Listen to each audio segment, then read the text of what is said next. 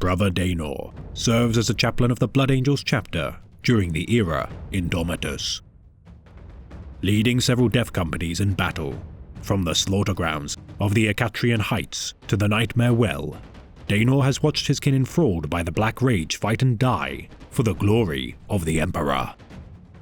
The only sane individual within each company he commands, despite Daenor's survival throughout the most grueling of campaigns, he has never once surrendered to madness. Never has the Angel's blade succumbed to the flaws of the Red Thirst nor Black Rage, for his composure under intense pressure is legendary. Focusing his damned kin by harnessing the deep well of his devotion to the Master of Mankind and legacy of Sanguinius, the warriors of the Death Company never falter in following his commands. A beacon of redemption within their ranks, wielding his Crozius Arcanum as he soars into the heavens via jump pack to smite the wicked, Daenor's wrath is a sight to behold. Yet during the Dire Maul campaign of Abaddon the Despoiler's 13th Black Crusade, the Death Company chaplain's zeal would be tested like never before.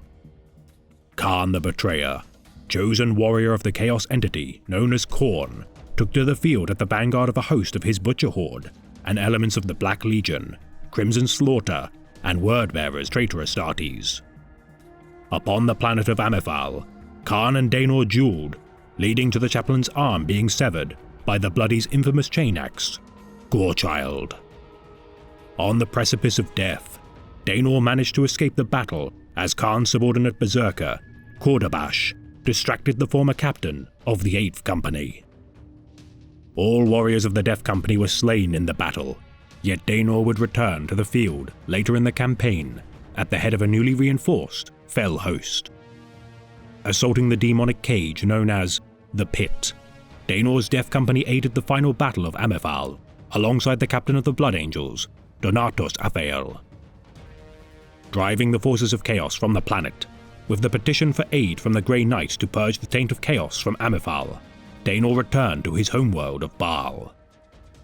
Treated for his wounds, Daenor served during the devastation of Baal, and to this day continues to lead the Death Companies to face the enemies of the Imperium. His zeal and cold violence, an invaluable asset to the Blood Angels chapter, in aiding his fallen brethren to find redemption for their surrender to rage.